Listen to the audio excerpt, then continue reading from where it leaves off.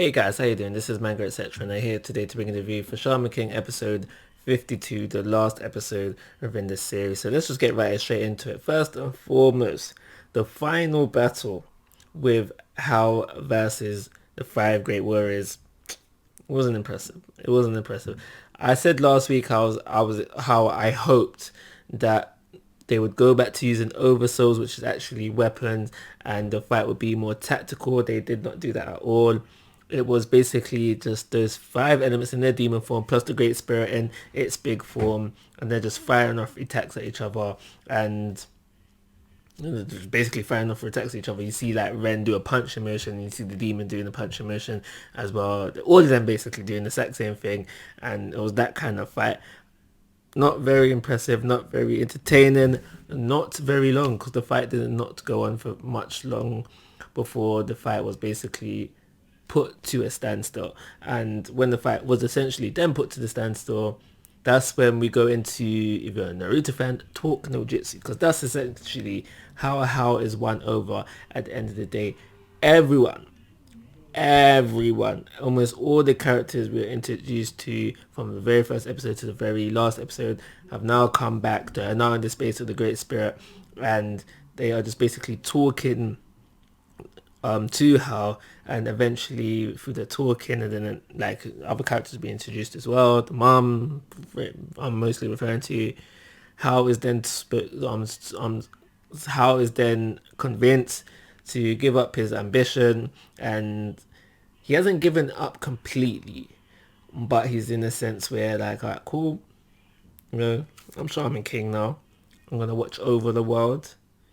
You need to make it a better place. If you don't, I'm going back to my plan. Basically that's how it is. And then, so we see the mum.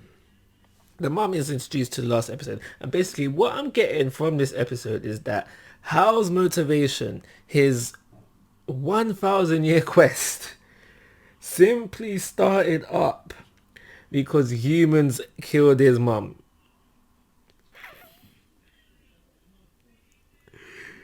Mummy's boy. Yeah, but I mean, like at the end of the day, he was true to the cause that he did do what he set out to do. One, his mind got changed a little bit. He did do what he set out to do, but like when you deep it like that, it's like really, really. So there's that, and I feel like because they saved that kind of information to the last episode, that didn't hit as hard as it should be. And this white rabbit thing that was there, like, I'm still baffled to, are we supposed to know him? Where's he come from? Those two things I feel like didn't hit as hard as they should have because they simply rushed it within to the last episode. It was literally within the space of like 2 to 5 minutes, I'm gonna agree, because the first half of the episode was like wrapping things up, and then the second half of the episode is basically showing us what life is like thereafter, where we see they have all grown up. 7 years has passed, they're still trying to do this thing.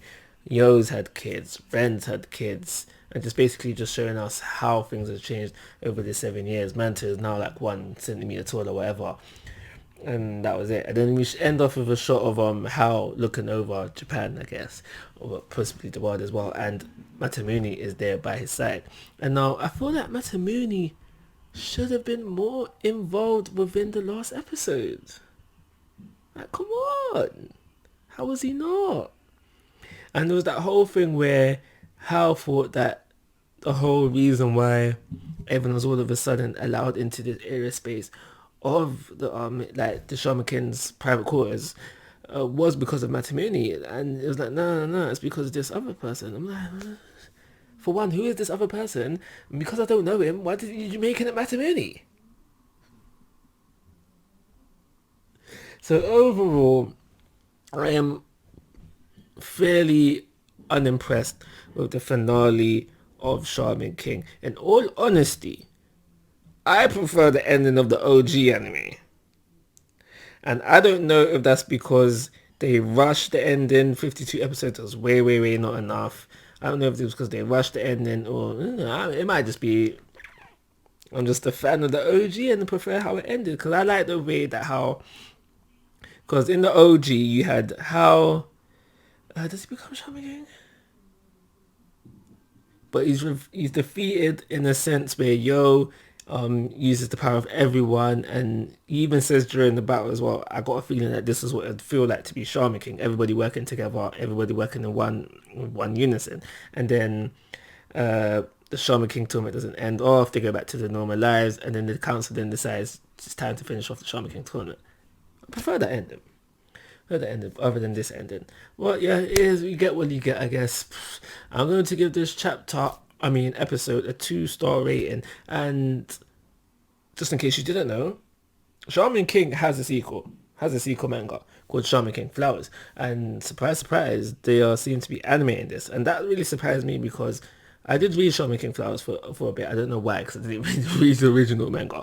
But I was reading Shaman King Flowers. I don't remember it at all, though. But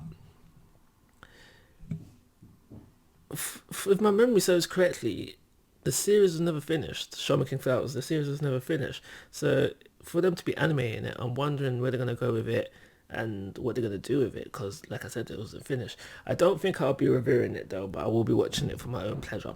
But yeah, that calls, guys. I'm asking for your thoughts and opinions. If you haven't already, please subscribe to my YouTube channel, but most importantly, take care, have a nice day.